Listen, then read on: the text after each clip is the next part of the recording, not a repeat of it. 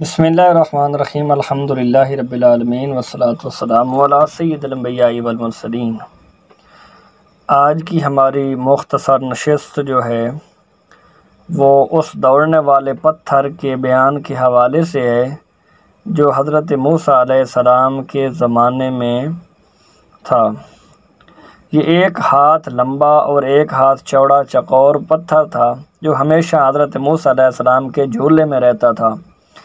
اس مبارک پتھر کے ذریعے حضرت موسیٰ علیہ السلام کے 2 معجزات کا ظہور ہوا جن کا تذکرہ قرآن مجید میں بھی ہوا ہے۔ پہلا معجزہ، اس پتھر کا پہلا عجیب کارنامہ جو در حقیقت حضرت موسیٰ علیہ السلام کا معجزہ تھا، وہ اس پتھر کی دانش مندانہ لمبی دوڑ ہے، اور یہی معجزہ اس پتھر کے ملنے کی تاریخ ہے۔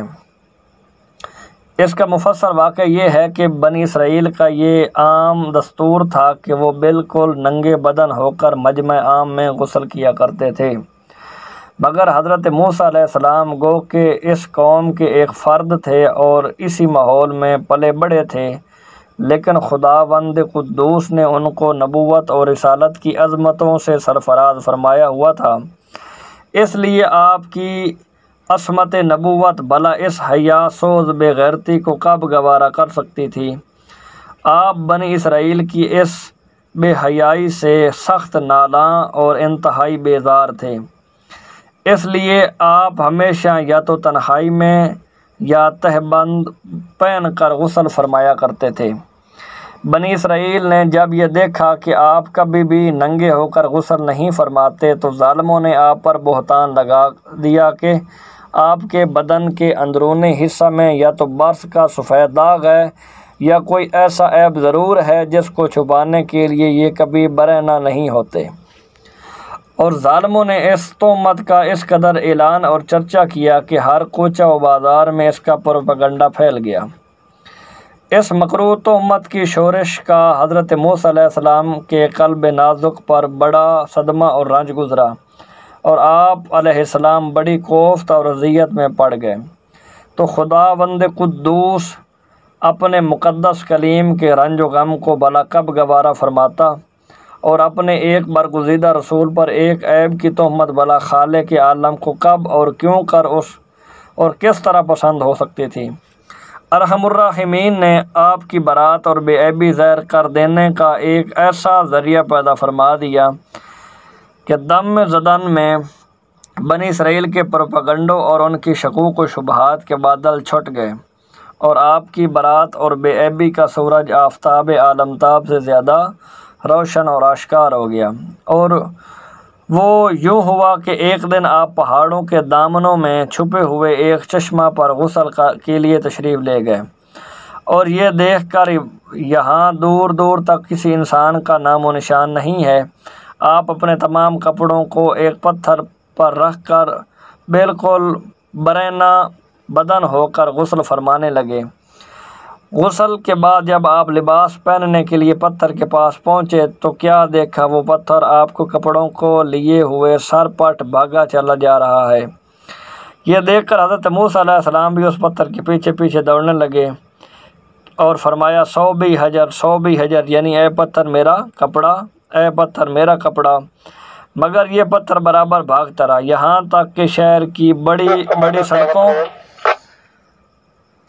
سے گزرتا ہوا، اور آپ بھی برہنہ بدن ہونے کی حالت میں برابر پتھر کو دوڑاتے چلے گئے۔ اسی طرح بنی اسرائیل کے ہر چھوٹے بڑے نے آپ کی اس حالت مبارکہ کو دیکھ لیا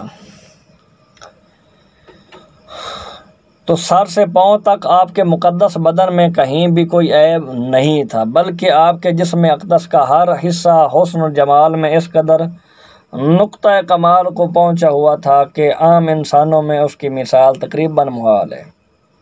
چنانچہ بنی اسرائیل کے ہر فرد کی زبان پر یہی جملہ تھا، واللہ ما بموسیٰ من باس، یعنی خدا کی قسم موسیٰ بالکل ہی بے عیب ہیں۔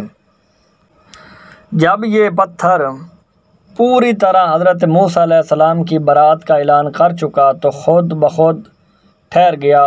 آپ نے جلدی سے اپنا لباس پہن لیا اور اس پتھر کو اٹھا کر اپنے جھولے میں رکھ لیا، جیسا کہ بخاری شریف کتاب الانبیاء اور جو ہے رقم یعنی حدیث نمبر جو ہے 3404 ہے، اور تفسیر ساوی کے اندر بھی درج ہے۔ اللہ تبارک و تعالیٰ نے اس واقعہ کا ذکر قرآن مجید میں اس طرح بیان فرمایا ہے۔ سورہ الاحزاب کی آیت نمبر 69 ہے۔ اللہ تبارک و تعالیٰ نے ارشاد فرمایا، یا ایھا الذین آمنوا لا تکونوا کالذین آذوا موسیٰ فبرأہ اللہ مما قالوا وکان عند اللہ وجیہا۔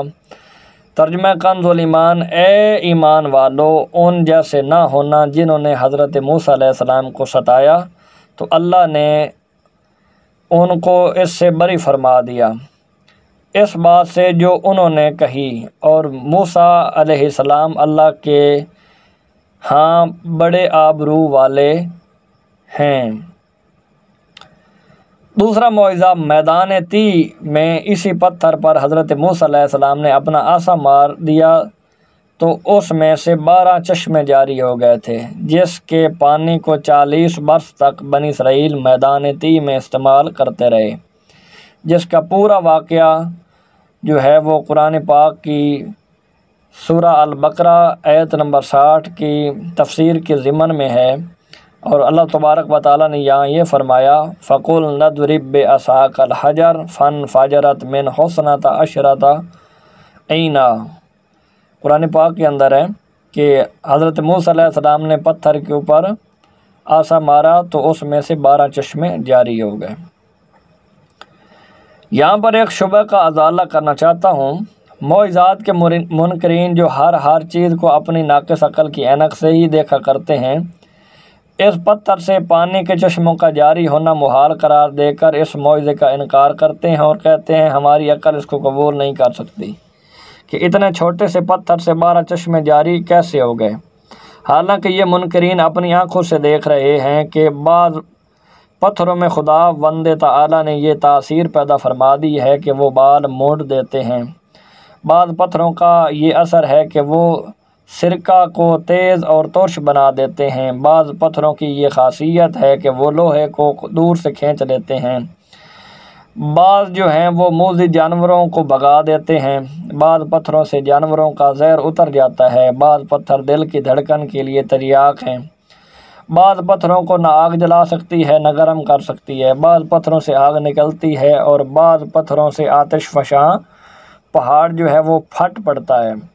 تو خداوند تعالیٰ نے پتھروں میں کئی قسم کے اثرات پیدا فرما دیے ہیں، تو پھر اس میں کون سی خلاف عقل اور محال بات ہے کہ حضرت موسیٰ علیہ السلام کے اس پتھر میں اللہ تبارک و تعالیٰ نے یہ اثر بخش دیا اور اس میں یہ خاصیت عطا فرما دی کہ وہ زمین کے اندر سے پانی جذب کر کے چشموں کی شکل میں باہر نکالتا رہے، یا اس پتھر میں یہ تاثیر ہو کہ وہ ہوا اس پتھر سے ٹکراتی ہو اور وہ پانی بن کر مسلسل بہتی رہے۔ یہ خداوند قادر و قدیر کی قدرت سے ہے، ہرگز نہ کوئی بعید ہے، نہ محال ہے، نہ خلاف عقل۔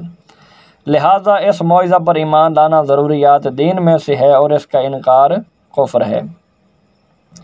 جیسے قرآن مجید کے اندر ہے، وَإِنَّ مِنَ الْحِجَارَةِ لَمَا يَتَفَجَّرُ الْأَنْهَارُ وَإِنَّ مِنْهَا لَمَا يَشَقَّقُ فَيَخْرُجُ مِنْهُ الْمَاءُ وَإِنَّ مِنْهَا لَمَا يَهْبِطُ مِنْ خَشْيَةِ اللَّهِ۔ سورہ البقرہ کی آیت نمبر 74 ہے۔ اور پتھروں میں تو کچھ وہ ہیں جس سے ندیاں بہہ نکلتی ہیں، اور کچھ وہ ہیں جو پھٹ جاتے ہیں تو ان سے پانی نکلتا ہے، اور کچھ وہ ہیں جو اللہ کے ڈر سے گر پڑتے ہیں۔